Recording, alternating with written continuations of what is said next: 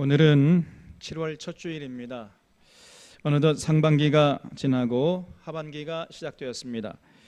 어느 시편 기자의 말처럼 정말 세월이 화살처럼 날아가 버렸습니다. 전통적으로 교회는 7월 첫 주일이 되면은 맥주 감사 주일로 지킵니다.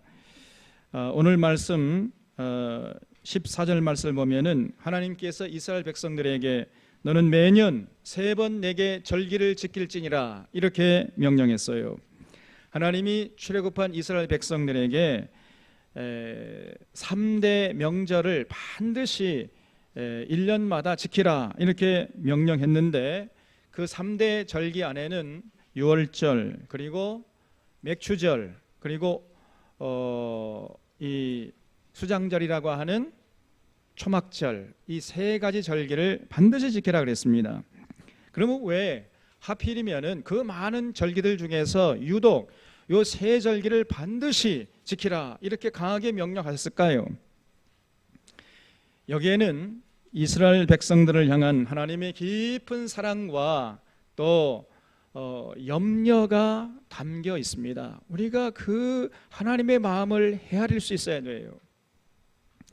이 절기들에는 공통점이 있는데 하나님께서 이스라엘 백성들에게 베푸신 큰 일과 다 관련이 있는 절기들입니다.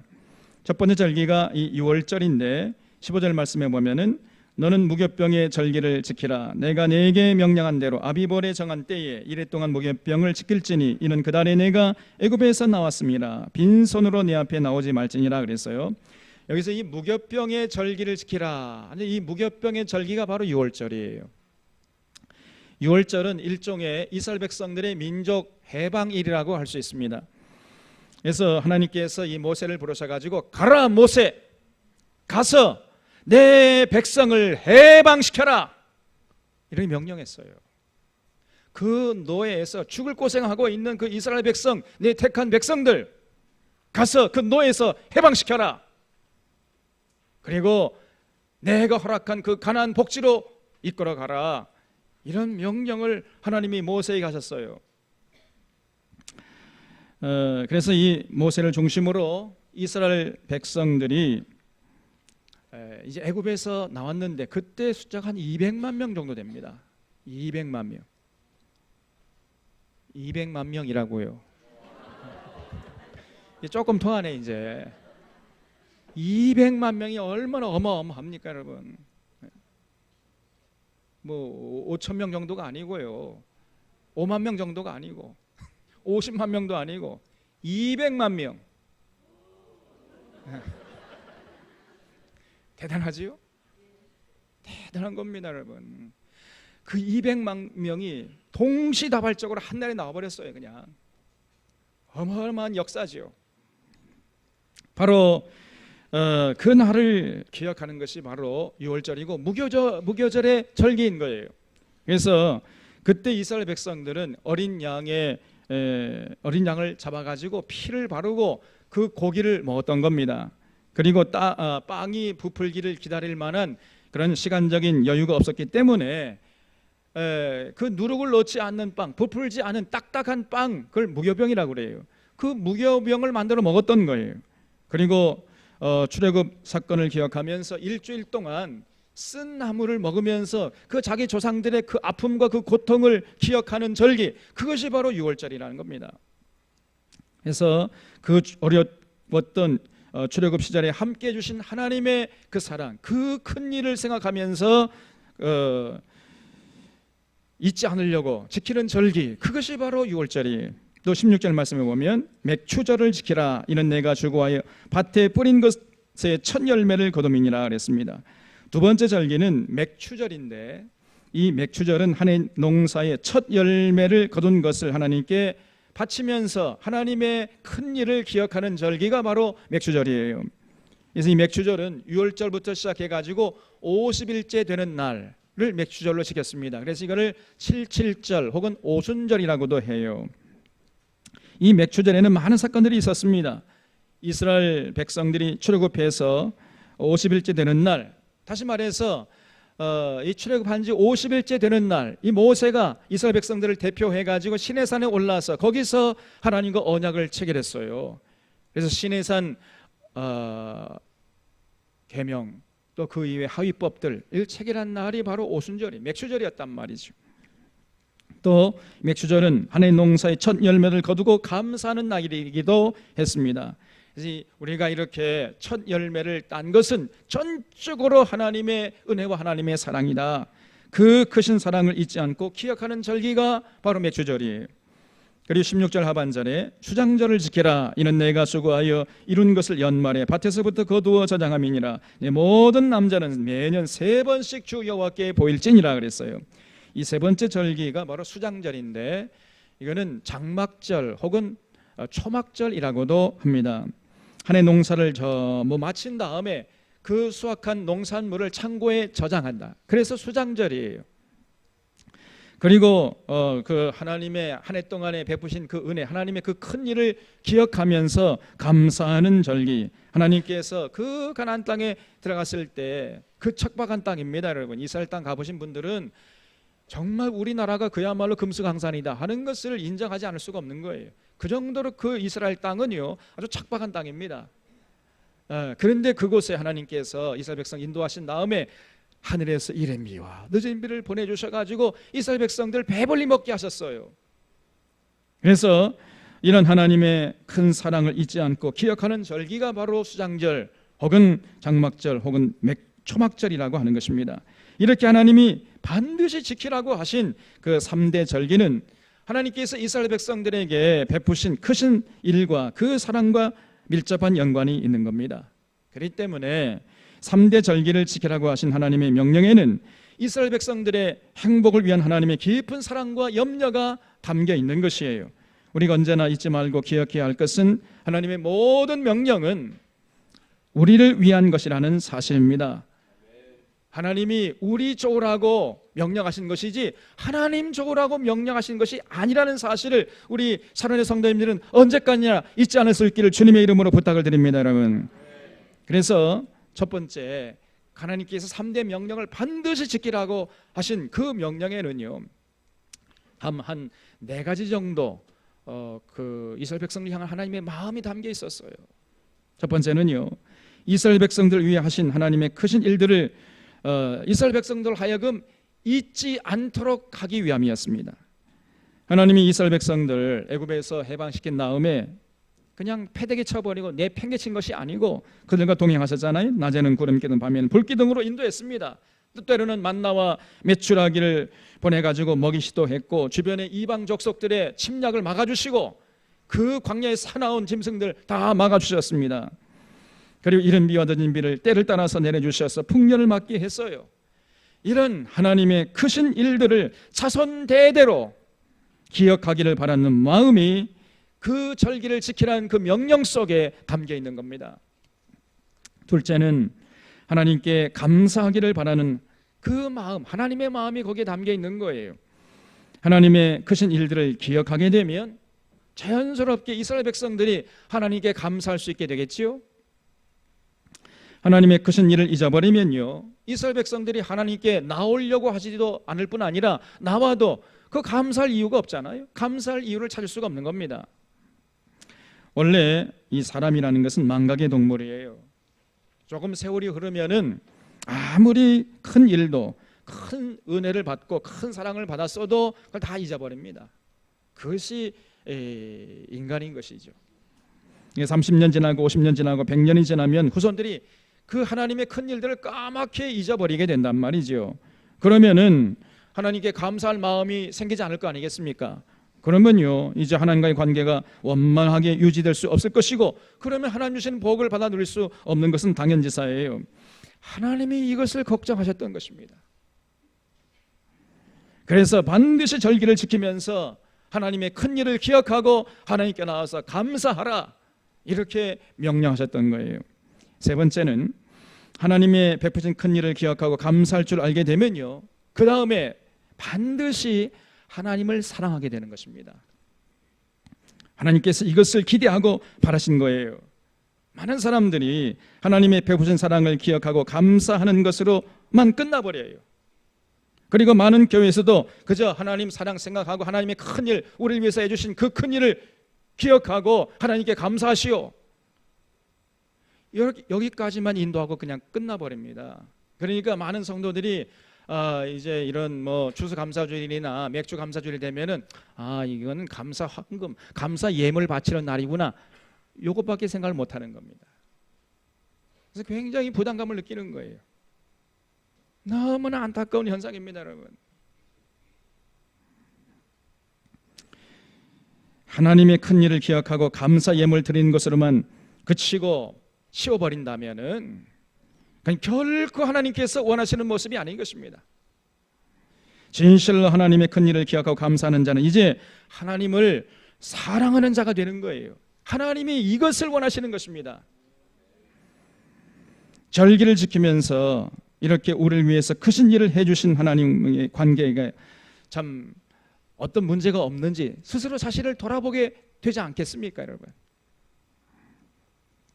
그리고 그 하나님과의 관계를 더욱 친밀하게 하기 위해서 참 새로운 마음의 결단을 내리는 그런 날이 바로 이 절기를 지키는 날이에요. 하나님께서 바라시는 것은 바로 이것입니다, 여러분. 그래서 정말 절기를 지키라는 하나님의 명령 속에 담겨있는 하나님의 마음을 우리가 곡해하면 안 돼요. 그저 예물 갖다 바쳐라, 그런 날이 아닌 것이. 다윗은 시편 18편에서 나의 힘이신 여호와여 내가 주를 사랑하나이다, 이렇게 다윗이 주님을 사랑한다고 고백을 하고 있어요. 우리 사랑하는 사랑하는 성도님들도 정말 진실로 여러분 마음속 깊은 곳에부터 우러나오는 그 진정성을 가지고 주님, 제가 주님을 사랑하나이다, 이렇게 고백할 수 있기를 바랍니다, 여러분. 여러분, 다윗이 그러면 어째서 왜 그렇게 주여 제가 주님을 사랑합니다, 이렇게 고백할 수 있었을까요? 그렇게 고백한 이유가 무엇입니까? 여기 시편 18편을 보면은 서도에 그 시에 대한 설명이, 해설이 붙어 있어요. 여호와의 종 다윗의 시, 인도자를 따라 부르는 노래, 여호와께서 다윗을 그 모든 원수들의 손에서와 사울의 손에서 건져주신 날에 다윗이 이 노랫말로 여호와께 아뢰어 이르되, 이렇게 설명되어 있습니다, 여러분. 다시 말하면은 다윗이 사울의 칼날을 피해 가지고 약 10년 정도 도피 생활을 한 적이 있습니다. 다윗이 무슨 잘못을 한 게 있습니까, 여러분? 목숨 걸고 나라를 위해서 헌신한 죄밖에 없잖아요. 그 골리앗과 싸우면서 목숨을 걸고 싸워가지고 이겼는데, 그래 백성들의 인기가 높아가니까 사울이 다윗을 죽이려고 덤벼들었던 겁니다. 그래서 아무런 잘못도 없이 다윗은 10년 동안이나 사울의 칼날을 피해가지고 도망쳐야 됐어요. 그러다가 이제 사울이 블레셋과의 싸움에서 죽어버린 겁니다. 잘 죽었지요? 그래 다윗이요, 이제 더 이상 도망치지 않아도 될 수 있었습니다. 더 이상 도피 생활 하지 않아도 되는 그날에 그 10년 동안의 삶을 돌아보니까 그 모든 것이 하나님의 은혜예요.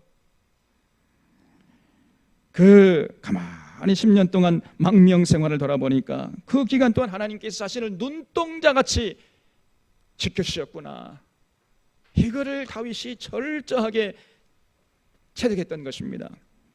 그걸 깨달으면서 다윗이 정말 감격스럽게 여호와는 나의 반석이시고 나의 요새가 되시고 나의 산성이 되시고 나의 구원의 뿔이 되십니다, 이렇게 고백하면서 그 결론적으로 그러므로 제가 주님을 사랑하나이다, 이렇게 고백했던 것이에요. 여러분, 하나님의 큰 일을 기억하고 감사하게 되면 그 사람은 반드시 하나님을 사랑하지 않고서는 배길 수 없게 되는 것입니다. 하나님의 베푸신 큰 일을 기억하고 감사하면서 하나님을 사랑하려 하지 않는다면 그것은 정상적인 모습이 결코 아닌 것이에요. 하나님의 베푸신 큰 일을 기억하고 감사하는 자는 반드시 어쩔 수 없이 하나님을 사랑하는 자가 되어버려요. 자기도 모르는 사이에. 그것이 당연한 귀결입니다. 당연한 현상이에요. 그런데 오늘날 놀랍고 기괴한 일들이 벌어지고 있는 것입니다. 한국교회 현실을 바라보면요, 하나님의 베푸신 은혜를 기억하고 감사하면서도 하나님을 사랑하는 사람이 극히 드뭅니다. 여러분, 하나님을 사랑하려고 하지 않아요. 하나님 믿는 사람은 많습니다. 주여, 제가 믿습니다. 그냥 쌍시오를 몇 개 갖다 붙이면서도, 그러면서도 하나님을 사랑하지 않습니다. 여러분, 믿기만 할 뿐이지 하나님을 사랑하진 않아요. 그저 여전히 자기를 위해서, 자기 유익을 위해서 하나님을 이용하려고 하는 사람은 많지만은 하나님을 위해서 자신을 희생하려고 하는, 진실로 하나님을 사랑하는 자는 많지 않아요. 뭔가 이상한 것입니다. 이게 우리는 하나님께 감사하는 경지를 지나서 하나님을 사랑하는 경지까지 나아가야 할 줄로 믿습니다. 넷째로, 이제 하나님을 사랑하는 자는 어떻게 됩니까? 반드시 하나님의 규례와 법과 명령을 지키려고 하는 자가 되는 거예요.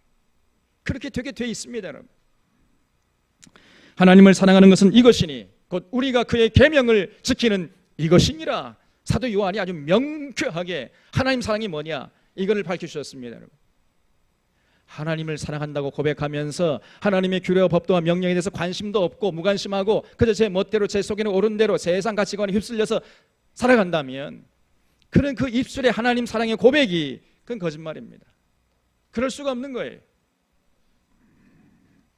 그래서 하나님께서 3대 절기를 지키라는 명령에는 하나님의 큰 일을 기억하고 감사하고 하나님을 사랑해서 결국 하나님의 명령과 규례를 따라 살아가기를 바라는 그 하나님의 마음이 담겨 있었던 것입니다. 여러분, 그렇게 하나님을 사랑하고 하나님의 규례와 법도와 명령을 따라 살게 되면 어떻게 됩니까? 그때 비로소 그 하나님의 규례와 법도와 명령을 따라가는 그 삶의 현장에서 하나님이 주시는 모든 복을 받아 누리게 되는 것입니다. 그래서 모든 사람들이 참 평안과 기쁨과 참 자유를 만끽하면서 살게 되는 거예요. 개인은 행복하고 사회는 평화롭고 국가는 포강해지는 것입니다. 그래서 더불어 살아가는 세상, 더불어 살아가는 그런 평화로운 나라를 이루게 돼요. 그런 모습을 보면서 하나님이 기뻐하시는 거예요. 그래서 하나님께서 이 3대 절기를 반드시 지키라고 명령하시는 것은 이스라엘 백성들 이렇게 행복하게 살게 해서 그렇게 행복하게 살아가는 모습을 보면서 하나님이 기쁨을 받으려고, 이스라엘 백성들에게 그 기쁨을 얻으려고 그렇게 3대 절기는 반드시 지켜라, 이렇게 명령하셨던 거예요. 이런 패러다임은 오늘날 예수 그리스도의 보혈로 구원받은 우리들에게도 똑같이 해당되는 것입니다. 오늘 우리들은 구약 성경에 기록된 대로 절기를 지키지는 않지만은 그 의미만큼은 오늘날에도 여전히 이어가고 있는 거예요. 6월절은 예수님의 십자가 사건과 부활 사건을 기억하면서 사순절과 우리 부활주의를 지키면서 이어가고 있습니다. 예수님께서 6월절 어린 양이 되셔서 우리를 마귀의 그 죄 사슬에서 해방시켜 주신 것을 우리가 기념하고 있잖아요. 그 하나님의 큰 일을 기억하면서 감사하고 하나님을 사랑한다고 고백하고 하나님의 그 계명을 지키려고 하는 그러한 절기로 삼고 있는 것입니다. 또 초막절은 오늘날 추수감사주일로 지키고 있어요. 이제 남은 것은 맥추절인데 오늘날 일부 도시교회에서 우리는 농사도 안 짓는데 무슨 맥추 감사주일을 지키느냐, 이 맥추절은 이제 폐기시켜야 된다, 이렇게 주장한 사람이 있습니다만 그건 단견이에요. 맥추절은요 굉장한 의미가 담겨 있는 것입니다.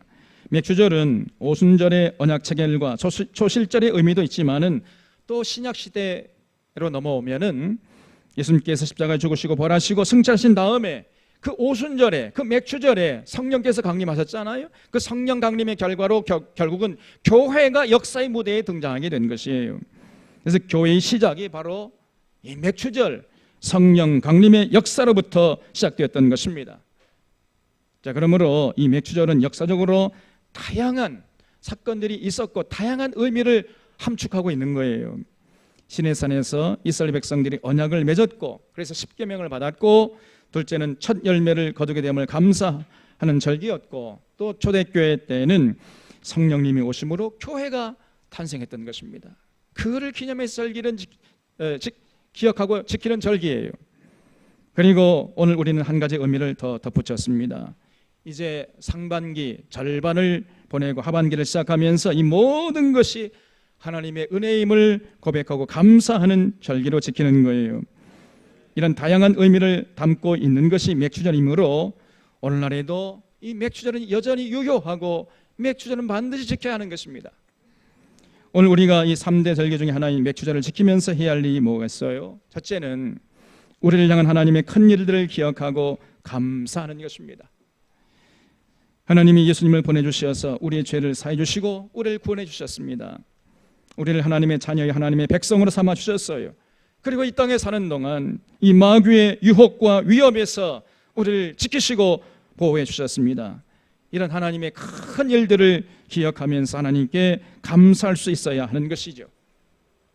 그것이 인간됨의 조건이에요. 여러분, 이게 은혜의 비입니다. 비가 와야 돼요.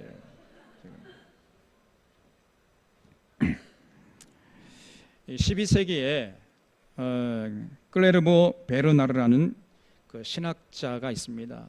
그 사람이 그 책에 이런 글을 써놨어요. 어느 날 장미꽃이 천지 만물을 창조하신 하나님께 나가서 불평했답니다. 하나님, 왜 제게는 가시를 주셨습니까? 이렇게 항변을 했어요. 그랬더니 하나님께서 예, 정신 차려. 나는 너에게 가시를 준 게 아니라 가시나무였던 너에게 장미꽃을 줬어. 이거사. 멋있죠? 하나님께서 그렇게 말씀하셨대요. 똑같은 상황에서 가시를 보면서 불평하는 사람이 있고 또 가시 같은 인생에 장미꽃을 주신 하나님께 감사하는 사람이 있는 것입니다. 그래서 결국 인생은 뭐라고 정의할 수 있겠습니까? 인생은 뭐냐? 인생은요, 사건이 아니고 해석입니다. 이건 적어 놓으세요. 이렇게. 인생은 뭐냐? 사건이 아니고 해석이에요. 우리에게 닥치는 사건들이 많아요. 그 사건을 어떻게 해석하고 어떻게 받아들이냐 따라서 그 사람의 삶이 달라지는 것입니다. 여러분, 몇 날 며칠을 고대하다가 오랜만에 등산을 가는데 하필이면 비가 왔어. 오늘처럼 이렇게. 그러니까 어떤 사람들이 에이 재수 그냥 옷 묻었네 그냥. 나를 잘못 잡았네. 그러면서 불평을 해요. 근데 어떤 사람은요, 야, 비가 오니까 산에 사람이 있습니까 없습니까? 아무도 없잖아요. 그러니까 야, 이렇게 오랜만에 호젓한 산길을 걸으니까 좋네. 이렇게 반응한 사람도 있어요. 여러분, 똑같은 상황과 여건 속에서 똑같은 사건 만나는데 그걸 어떻게 해석하느냐에 따라서 그 사건이 완전히 달라지는 것입니다. 여러분,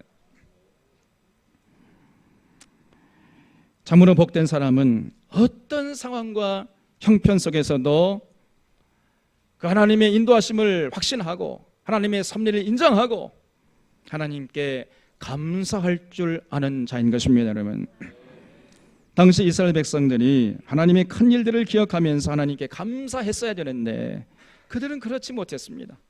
하나님이 이른 비와 늦은 비를 적당히 내리게 하셔서 풍년을 맞게 했음에도 불구하고 당시 이스라엘 백성들은요, 어리석게도 바알 앞에 가서 제사하면서 바알에게 감사했어요. 이것들이 하나님이 이른 비와 늦은 비를 적당하게 보내주셔가지고 풍년을 맞게 했는데 하나님께 감사하지 않고 그 나무 쪽에 불과한 돌멩이에 불과한 바알 앞에 가가지고 그 앞에 절하고 그에게 감사 예물을 바쳤던 거예요. 그러니 하나님의 심정이 어떠했겠습니까? 만일 여러분이 여러분의 자녀에게 사랑을 쏟아붓는데 여러분의 자녀들이요, 여러분 보고 부모님 감사합니다, 아빠 엄마 감사해요, 이렇게 하질 않고요, 옆집 아저씨에게 가가지고, 그것도 보통 아저씨가 아니고 조폭 아저씨 가가지고 그 아저씨에게 아빠 고마워요 그런다고 해봅시다. 그때 여러분 심정이 어떻겠습니까? 예? 솔직히 얘기해봐요. 근심이 되겠죠? 제가 왜 저러지? 근심 되겠죠? 그 다음에 어떻게 됩니까? 실망하겠죠? 그 다음에는 어떻게 돼요? 화가 나요. 뭐 저런 게 다 있어 저게. 여러분, 하나님 똑같습니다. 하나님이 이스라엘 백성들을 보시면서 실망하시고 슬퍼하시다가 급기야는 분노하신 거예요.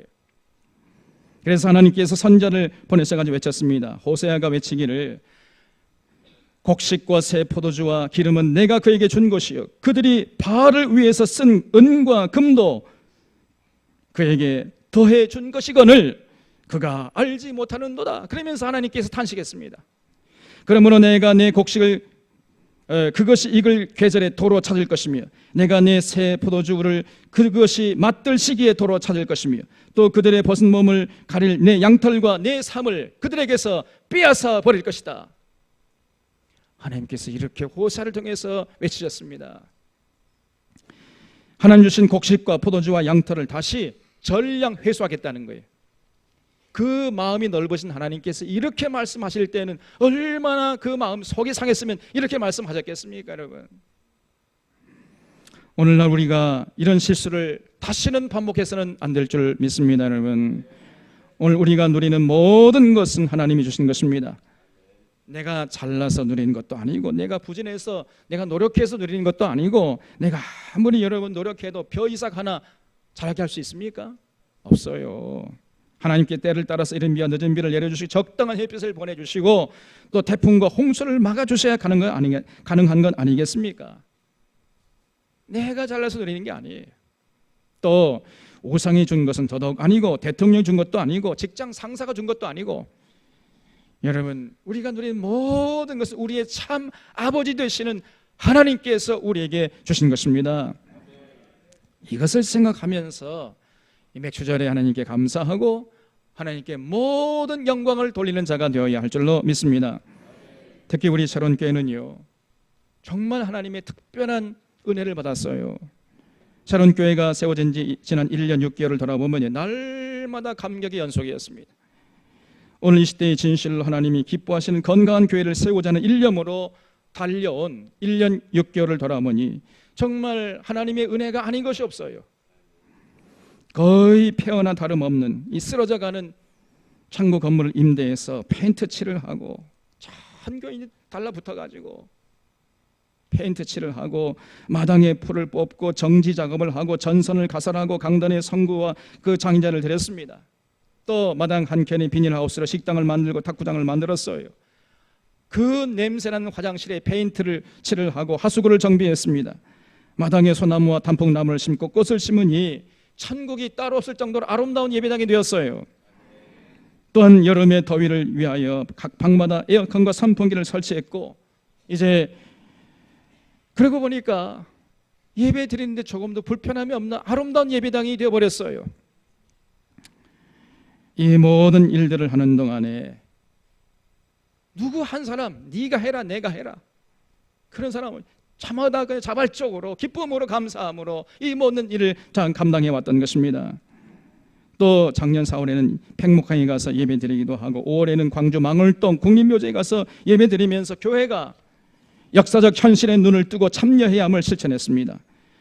그리고 핵발전소 문제가 심각한 것을 우리가 의식하면서 그 핵발전소 전문가를 초청해서 핵발전소 문제 심각성을 일깨우기도 했어요. 또 우리의 먹거리 문제가 오염된 것을 자각하고 이 GMO 농산물의 심각성을 일깨우기 위해서 오로지 일념으로 농산물 잘못됐다고 외치는 이 오로지 선생님, 이름이 오로지예요. 오로지 선생님을 초빙해서 강의를 듣기도 했잖아요. 그런 와중에 하나님의 은혜 가운데 이 교회당 부지를 1451평이나 허락하셔가지고 참 교회당 부지를 마련했고 전교인 수련을 실시해서 듣고 부른 sharon교회 정체성과 하나님이 우리 준 사명을 같이 공유했습니다. 그리고 드디어 지난 주일날 1년 6개월이 다 되어가는 지난 주일에 이제 대한예수교 장로회 통합 측 함해노회에 가입하고 교회 설립 선포 예배를 감격스럽게 드린 것이에요. 이렇게 해서 이제 오늘 이 시대에 건강한 교회로 나갈 수 있는 키트를 어느 정도 마련한 것입니다. 이런 지난 1년 6개월 동안을 생각해 볼 때에 이것은요 어느 한 목회자가 할 수 있는 일이 아닙니다. 어떤 사람은요, 저 들꺼본 사람께는 엄 목사가 배에서 조종하는 거야 저거. 이런 말을 함부로 해버려요. 아니 어떻게, 저는 그런 말을 하는 사람은 그 사람의 인격을 반영한다고 봅니다. 벌써 그 사람의 그 내면이 그 천박한 거예요. 어떻게 제가 여러분을 조종합니까? 여러분이 로봇입니까? 이 말처럼 여러분을 모독하는 말이 없는 거예요. 제가 한 일은 아무것도 없습니다, 여러분. 이 모든 일들을 성부, 성자, 성령 삼위일체 하나님이 하셨습니다. 이것이 팩트고 이것이 진실이에요. 이런 하나님의 큰 일을 우리가 언제까지나 잊지 않고 기억하면서 하나님께 감사할 수 있어야 하는 것입니다. 그리고 감사할 뿐 아니라 이제 그 감사의 여세를 몰아가지고 이제는 하나님을 사랑하는 단계까지 나가야 돼요. 그리고 하나님의 사랑은 뭐라고 그랬지요? 하나님의 규례와 법도와 명령을 지키는 거예요. 이것이 하나님의 사랑하는 것입니다. 헌금한다고 해서 하나님 사랑하는 게 아니에요. 하나님을 사랑한다면 진실로 하나님께서 우리의 행복을 위해서 주신 그 규례와 법도와 명령을 지키려고 애를 쓰는 거예요. 그래서 하나님 정말 그 큰 이루어주신 걸 기억하고 감사합니다. 그러므로 제가 하나님을 사랑하나이다. 그러므로 하나님을 사랑하는 함으로 내가 이 세상 한복판에 나아가서 하나님의 규례와 법도와 명령을 따라 살겠나이다. 여기까지 나가야 하는 것이에요. 여러분, 하나님의 모든 명령은 우리를 위한 것이라 그랬잖아요. 우리의 행복을 위해서, 우리의 참 평안과 참 자유함을 위해서 주신 것입니다. 그렇기 때문에 그 하나님의 명령의 마음, 그 명령에 담겨있는 하나님의 마음을 헤아리면서 기쁨으로 감사함으로 자발적으로 지키려고 하는 모습을 잃지 말아야 하는 것이에요. 그럴 때 비로소 우리가 정말로 평안하고 건강하고 참 자유를 누리면서 살 수 있는 것입니다. 그리고 그런 모습을 보면서 하나님께서 기뻐하시는 거예요. 그렇기 때문에 하나님께서 우리에게 명령하신 것이고, 그래서 그 명령을 지킴으로 우리가 복받고 우리 복받는 모습을 통해서 하나님께 기쁨을 올려드려야 되는 것이에요. 이것이 바로 하나님의 모든 명령의 본질인데 이스라엘 백성들은 그 하나님의 명령의 본질을 깨닫지 못했던 것입니다. 그래서 마하지 못해서 억지로 그냥 죽지 못해서 지키는 신용만 하고 삶의 현장에 나가서는 제 멋대로 그냥 살았어요. 우상 섬기는 데 바빴던 것입니다. 그러니 그들이 어떻게 행복하게 살 수 있겠습니까? 하나님의 규례와 법과 명령을 팽개쳐 버렸는데 그들의 삶을 기다리고 있는 것은 불행이었습니다. 그리고 참 평안과 기쁨과 자유를 절대로 누리지 못했던 거예요. 그것이 이스라엘 백성들의 삶이었습니다. 이제 상반기를 보내고 하반기를 시작하는 시점에 서서 특별히 우리가 맥주를 지나면서 우리 하나님 앞에 다시 한번 다짐하십시다. 그 어리석은 이스라엘 백성들의 삶을 반면교사로 삼아서 우리는 하나님, 하반기에도 제가 기쁨으로 감사함으로 하나님 명령에 순종하겠습니다. 하나님께서 우리를 위해서 해주신 그 큰 일을 기억하고 감사하면서, 그러므로 하나님을 사랑하면서 그 하나님을 사랑한다는 우리의 입술의 고백을 우리의 삶을 통해서 보여드리겠습니다. 그렇게 고백하는 여러분과 제가 될 수 있기를 주님의 이름으로 축원합니다, 여러분. 그래서 그렇게 고백하고 실제로 삶의 현장에서 그런 삶을 살아갈 때, 그때 우리가 하늘에 속한 모든 복을 받아 누리게 될 것입니다. 그런 복 받아서 행복하게 참 자유롭게 살아가는 모습을 보시면서 하나님께서 기뻐하시는 거예요. 진실로 하나님에게 기쁨을 올려드리는 교회를 세울 것을 다짐하는 이 맥주절 절기가 될 수 있기를 바랍니다. 삼위일체 하나님을 사랑하고 섬기는 교회, 영적 건강과 육적 건강을 함께 도모하는 전인적인 교회, 역사의 아픔을 직시하고 역사의 고난의 현장에 참여하는 교회, 오늘 이 시대에 하나님께서 찾으시는 사람들을 키워내는 교회, 우리의 착한 행실을 통해서 믿지 않는 사람들마저도 하늘 하나님께 영광 돌리는 교회. 그래서 우리 교회를 통해서 예수 그리스도의 생명수가 흘러서 메마른 영혼들을 적시고 어두워지는 세상 한복판에서 하나님의 진리가 빛을 발하게 만드는 교회. 그래서 수많은 사람들이 예수 그리스도 안에 있는 은혜와 진리를 맛보고 참 평안과 기쁨과 자유를 맛보고 누리는 교회. 이런 교회를 세워서 하나님께 기쁨을 올려드리는 교회를 우리 모두가 함께 세워나갈 수 있기를 주님의 이름으로 부탁을 드립니다. 여러분, 바로 그런 모습을 잃지 않고 하반기에도 하루하루 충실하게 살아서 이런 선순환의 역사가 우리 사랑교회를 통해서 이어질 수 있기를 주님의 이름으로 축원합니다. 기도하겠습니다. 참 고마우신